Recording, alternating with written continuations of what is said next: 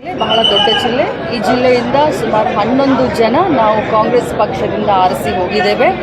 ನಮ್ಮ ಜಿಲ್ಲೆ ದೊಡ್ಡ ಜಿಲ್ಲೆ ಇರೋದ್ರಿಂದ ನಮ್ಮ ಜಿಲ್ಲೆಗೆ ಕನಿಷ್ಠ ಇನ್ನೂ 2 ಮಂತ್ರಿ ಸ್ಥಾನವನ್ನು ಕೊಡ್ತಾರೆ ಅನ್ನುವಂಥ ವಿಶ್ವಾಸ.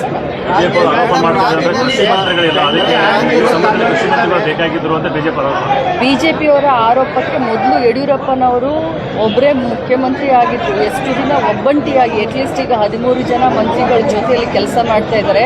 ಬಿಜೆಪಿಯವರು ಇನ್ನು ಮರ್ತು ಬಿಡಿ, ನೀವು ಹಗಲು ಕನಸು ಕಾಣೋದನ್ನ. ಇಷ್ಟೇ ಹೇಳಲಿಕ್ಕೆ ಬಯಸ್ತೇನೆ, ಇದು ಡಿ ಕೆ ಶಿವಕುಮಾರ್ ಅವರ ಸರ್ಕಾರ ಸಂಘಟನೆಗೆ, ಸರ್ಕಾರಕ್ಕೆ ಪ್ರಾಮುಖ್ಯತೆಯನ್ನು ಕೊಡುವಂಥ, ಜನರ ಭಾವನೆಗಳಿಗೆ ಸ್ಪಂದಿಸಿ ಕೆಲಸವನ್ನು ಮಾಡುವಂಥ ಸರ್ಕಾರ ಇದೆ. ನೀವು ಬರೀ ಇದೇ ರೀತಿ ವಿರೋಧ ಪಕ್ಷದಲ್ಲಿ ಕುತ್ಕೊಂಡು ಆರೋಪ ಮಾಡಿ ಇನ್ನು ಮುಂದೆ ಅಂತ ಹೇಳಲಿಕ್ಕೆ ಬಯಸ್ತೇನೆ. ನಿರೀಕ್ಷೆ ಉತ್ತರ ಕರ್ನಾಟಕದ ಅಭಿವೃದ್ಧಿ ಇರ್ಬೋದು.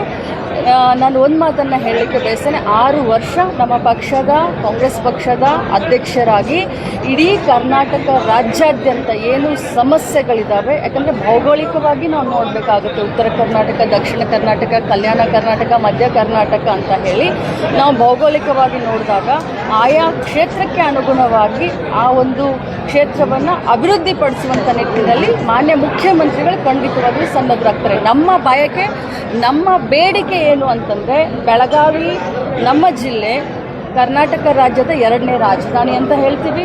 ಸುವರ್ಣ ಸೌಧ ಕೂಡ ಇಲ್ಲಿ ಇದೆ.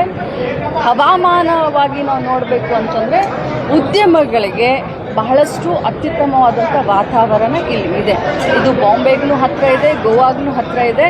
ಸೊ ಹೀಗಾಗಿ ಇಂಡಸ್ಟ್ರಿಯಲ್ಗಳು ಬಹಳಷ್ಟು ಈ ಕಡೆ ಬರಬೇಕು, ಜಾಬ್ ಕ್ರಿಯೇಷನ್ ನಮ್ಮ ಜಿಲ್ಲೆಯಲ್ಲಿ ಆಗಬೇಕು ಅನ್ನೋದು ನನ್ನ ದೊಡ್ಡ ಬಯಕೆ, ನಮ್ಮ ಜನರ ದೊಡ್ಡ ಬಯಕೆ. ಅದನ್ನು ನಾವು ಮಾನ್ಯ ಮುಖ್ಯಮಂತ್ರಿಗಳ ಹತ್ರ ಮಾಡ್ತೀವಿ. ಕೈಗಾರಿಕಾ ಪ್ರದೇಶಗಳಿಗೆ ಭೂಮಿ ಇಲ್ಲ ಅಂತೇಳಿ ಯಾವ್ದು ಬರ್ತಾ ಇಲ್ಲ ಅಂತೇಳಿ ಅದಕ್ಕೆ ಸರ್ಕಾರದಿಂದ ಭೂಮಿ ಹೊಸ ಕೆಲಸ ಖಂಡಿತವಾಗ್ಲೂ ಅದನ್ನು ನಾವು ಈಗ ಮಾಡಬೇಕಾಗಿದೆ. ಯಾಕಂತಂದರೆ ಕೈಗಾರಿಕೆಗಳು ಬೆಳಿಬೇಕು. ನಮ್ಮ ದೇಶ, ನಮ್ಮ ಭಾರತ ದೇಶ ರೈತರ ದೇಶ. ರೈತರಿಗೂ ಅನುಕೂಲ ಆಗಬೇಕು, ಉದ್ಯಮಗಳು ಕೂಡ ಬೆಳಿಬೇಕು, ಮಕ್ಕಳಿಗೆ ಕೆಲಸ ಕೂಡ ಔದ್ಯೋಗಿಕವಾಗಿ ಕೂಡ ಬೆಳಿಬೇಕು. ಸೊ ಇಂಥ ಒಂದು ಸಂದರ್ಭದಲ್ಲಿ ರೈತರು ಕೂಡ ಮನಸ್ಸು ಮಾಡಬೇಕು, ಸರ್ಕಾರನೂ ಮನಸ್ಸು ಮಾಡಬೇಕು. ಕೈ ಜೋಡಿಸಿದಾಗಲೇ ಅಭಿವೃದ್ಧಿ ಆಗುತ್ತೆ. ಬೆಳಗಾವಿನಲ್ಲಿ ನಮಗೆ ಇಂಡಸ್ಟ್ರಿಯಲನ್ನು ಬೆಳೆಸಲಿಕ್ಕೆ ಜಾಗ ಸಿಗ್ತಾ ಇಲ್ಲ, ದಟ್ ಈಸ್ ಟ್ರೂ. ಆದರೂ ಕೂಡ ರೈತರ ಜೊತೆ ಮಾತನಾಡಿ ನಾವು ಅನುಕೂಲವನ್ನು ಮಾಡ್ತೀವಿ. ಯಾಕಂತಂದರೆ ಕೈಗಾರಿಕೆ ಬೆಳೆದ್ರೆ ಪ್ರದೇಶ ಬೆಳೆಯುತ್ತೆ ಅನ್ನುವಂಥ ವಿಶ್ವಾಸ ರೈತರನ್ನ ವಿಶ್ವಾಸಕ್ಕೆ ತೆಗೆದುಕೊಂಡು ಅಂತ ಹೇಳಿ.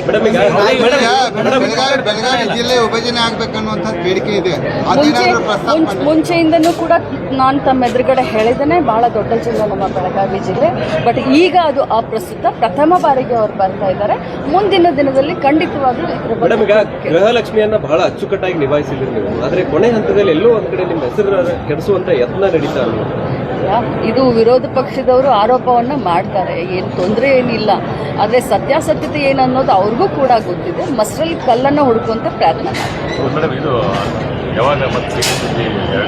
ಅದು CM ಅವರು ಬರ್ತಾರೆ, ತಾವು ಅದನ್ನ ಪ್ರಶ್ನೆ ಮಾಡಿ. ಬಹಳಷ್ಟು ನಿರೀಕ್ಷೆಯನ್ನ ಈ ರಾಜ್ಯದ ಜನ, ಜೊತೆಯಲ್ಲಿ ಬೆಳಗಾವಿ ಜಿಲ್ಲೆಯ ಜನ ಡಿ ಕೆ ಶಿವಕುಮಾರ್ ಅವರ ಮೇಲೆ ಇಟ್ಕೊಂಡಿದ್ದಾರೆ. ಆ ನಿರೀಕ್ಷೆಯನ್ನ ಹುಸಿ ಮಾಡುವುದಿಲ್ಲ ಅನ್ನುವಂಥ ವಿಶ್ವಾಸ ಕೂಡ ನಮಗೆ. ದೇಶದಲ್ಲಿ ಏನು ಗೃಹಲಕ್ಷ್ಮಿ ಬಹಳ ಮೆಚ್ಚುಗೆ ವ್ಯಕ್ತ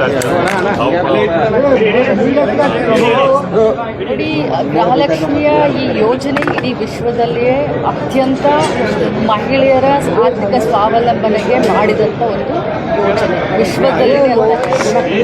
ಕರ್ನಾಟಕದಲ್ಲಿ ಗೃಹಲಕ್ಷ್ಮಿಯನ್ನು ನಾವು ಮಾಡಿದ ನಂತರ ಇಡೀ ಭಾರತ ದೇಶದಲ್ಲಿ NDA ಒಕ್ಕೂಟ, BJPಯವರು ಕರ್ನಾಟಕ ಮಾಡೆಲ್ನ ಉಪಯೋಗ ಮಾಡಿಕೊಂಡು ಭಾಳಷ್ಟು ಆರೋಪಗಳನ್ನು ಇತ್ತೀಚಿನ ದಿನದಲ್ಲಿ ಮಾಡಿದರು.